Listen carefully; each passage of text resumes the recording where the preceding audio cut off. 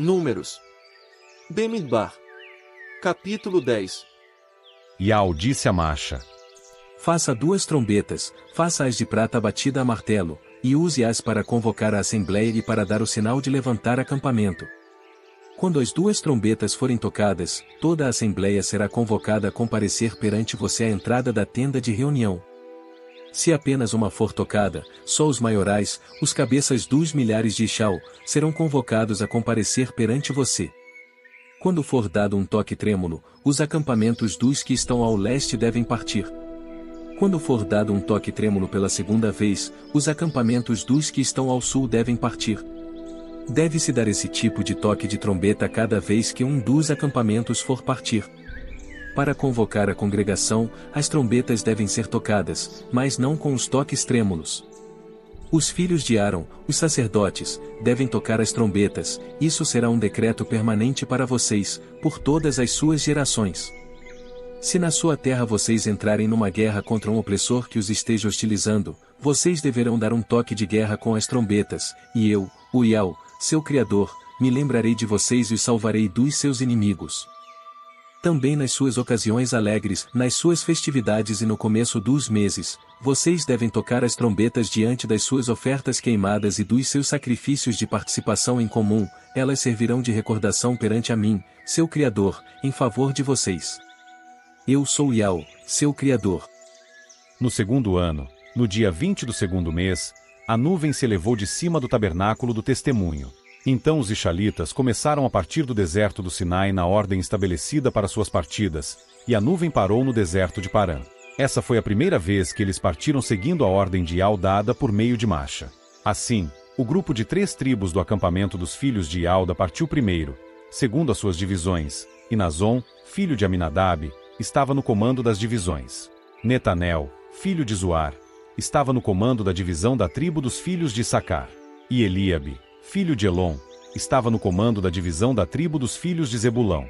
Quando o tabernáculo foi desmontado, os filhos de Gerson e os filhos de Merari, que carregavam o tabernáculo, partiram. Então o grupo de 3 tribos do acampamento de Ruben partiu, segundo as suas divisões, e Elisur, filho de Sedeur, estava no comando das divisões. Selumiel, filho de Zurizadai, estava no comando da divisão da tribo dos filhos de Chama. E Eliasaf, filho de Deuel, estava no comando da divisão da tribo dos filhos de Gade. Então partiram os coatitas, que carregavam os objetos do santuário. O tabernáculo deveria estar montado quando eles chegassem. Então o grupo de 3 tribos do acampamento dos filhos de Efraim partiu, segundo as suas divisões, e Elisama, filho de Amiúde, estava no comando das divisões. Gamaliel, filho de Pedazur, estava no comando da divisão da tribo dos filhos de Manassés. E Abidã, filho de Gideone, estava no comando da divisão da tribo dos filhos de Beniamim. Então o grupo de 3 tribos do acampamento dos filhos de Dan partiu, segundo as suas divisões, formando a retaguarda para todos os acampamentos, e Aiezer, filho de Amizadai, estava no comando das divisões. Pagiel, filho de Ocrã, estava no comando da divisão da tribo dos filhos de Asser. E Aira, filho de Enã, estava no comando da divisão da tribo dos filhos de Naftali. Essa era a ordem de partida que os Ishalitas e as suas divisões seguiam quando partiam. Masha disse então ao Babe, filho de Reuel, o Midianita, sogro de Masha: Estamos partindo para o lugar a respeito do qual Ial disse: Eu o darei a vocês. Venha conosco, e nós o trataremos bem, porque Ial prometeu boas coisas a Ishal. Então ele disse: Por favor, não nos deixe, pois você conhece os lugares onde devemos acampar no deserto e poderá servir como nosso guia. Se você vier conosco, a mesma bondade que Ial nos demonstrar, nós certamente demonstraremos a você. Assim, partiram do monte de Ial e viajaram 3 dias, e a arca do pacto de Ial foi à frente deles durante essa viagem de 3 dias em busca de um lugar de descanso para eles. E a nuvem de Ial estava sobre eles de dia, quando partiram do local onde estavam acampados. Sempre que a arca era mudada de lugar, Masha dizia: Levanta-te, ó Ial, e sejam espalhados os teus inimigos, fujam de diante de ti os que te odeiam. E quando ela parava, ele dizia: Volta, ó Ial, aos incontáveis milhares de Ishal.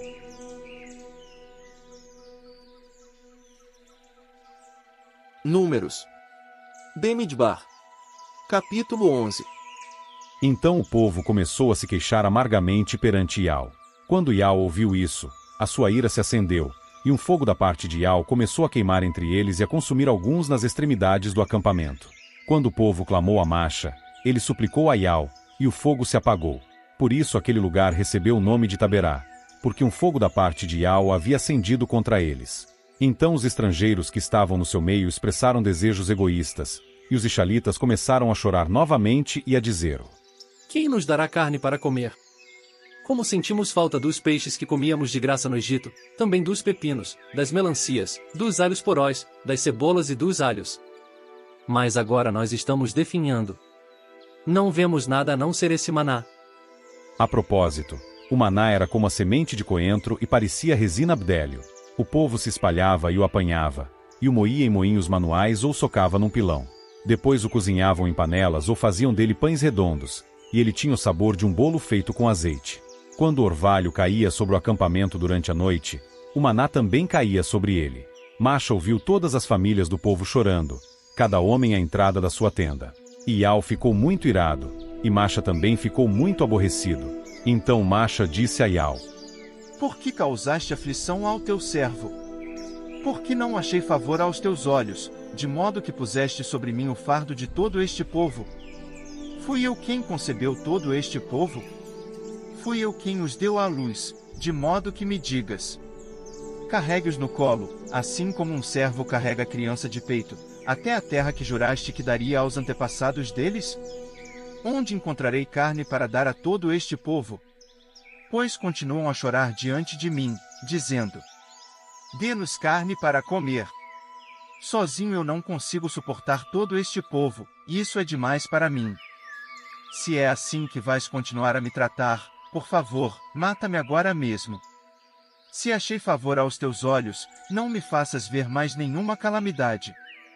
Ial disse a Macha: Reúna para mim 70 homens dos anciãos de Ixal, homens que você reconhece como anciãos e oficiais do povo, leve-os à tenda de reunião e faça-os ficar ali com você. Eu descerei e falarei com você ali, tirarei um pouco do espírito que há sobre você e o colocarei sobre eles. E eles o ajudarão a levar o fardo do povo, para que você não tenha de levá-lo sozinho. Você deve dizer ao povo: purifiquem-se para amanhã, visto que vocês certamente comerão carne, porque choraram aos meus ouvidos e disseram: quem nos dará carne para comer? Estávamos melhor no Egito. Eu lhes darei carne, e vocês comerão. Vocês comerão, não um dia, nem 2 dias, nem 5 dias, nem 10 dias, nem 20 dias, mas um mês inteiro, até que saia pelas suas narinas e se torne algo nojento para vocês, pois me rejeitaram, que estou no seu meio, e choraram diante de mim, dizendo: por que é que saímos do Egito? Então Macha disse: este povo, no meio do qual estou, são 600.000 homens a pé, e ainda assim tu dizes: eu lhes darei carne suficiente para comer um mês inteiro. Se rebanhos inteiros de ovelhas e bois fossem abatidos, será que seria suficiente para eles? Ou, se todos os peixes do mar fossem apanhados, será que seria suficiente para eles? Ial disse então a Macha: será que a minha mão é curta demais? Agora você verá se o que eu digo vai acontecer ou não. Então Macha saiu e falou ao povo as palavras de Ial. E reuniu 70 homens dos anciãos do povo e os fez ficar em volta da tenda. Ial desceu então numa nuvem e falou com ele, e tirou um pouco do espírito que havia sobre ele e pôs sobre cada um dos 70 anciãos. E logo que o espírito veio sobre eles, começaram a agir como profetas, mas fizeram isso apenas aquela vez. 2 desses homens ainda estavam no acampamento. Eles se chamavam Eldade e Medade. E o espírito veio sobre eles. Eles se achavam entre os alistados, mas não tinham ido até a tenda, e eles começaram a agir como profetas no acampamento. E um jovem foi correndo contar a Macha: Eldade e Medade estão agindo como profetas no acampamento. Em vista disso, Ialcha, conhecido por Josué, filho de Num, que desde jovem era ajudante de Macha, disse: Meu amo Macha, mande-os parar. Mas Macha lhe disse: você tem ciúmes em meu lugar? Quem dera que todo o povo de Ial fosse profeta e que Ial pusesse seu espírito sobre eles. Mais tarde, Macha voltou para o acampamento com os anciãos de Ixal. Então Ial fez soprar um vento que começou a trazer codornizes desde o mar e a fazê-las cair em volta do acampamento, formando uma camada de cerca de 2 côvados sobre o chão e cobrindo a área de cerca de um dia de viagem para cada lado, em volta do acampamento. Então o povo ficou acordado e recolheu as codornizes todo aquele dia, toda aquela noite e todo o dia seguinte. Ninguém recolheu menos de 10 homeres, e eles as estendiam em volta do acampamento. Mas, enquanto a carne ainda estava entre os seus dentes, sem ter sido mastigada, a ira de Ial se acendeu contra o povo, e Ial atingiu o povo com uma matança muito grande. Assim, eles deram àquele lugar o nome de Quibrote Ataavá, porque ali foram enterrados os que tiveram desejos egoístas. De Quibrote Ataavá o povo partiu para Azerote, e permaneceram em Azerote.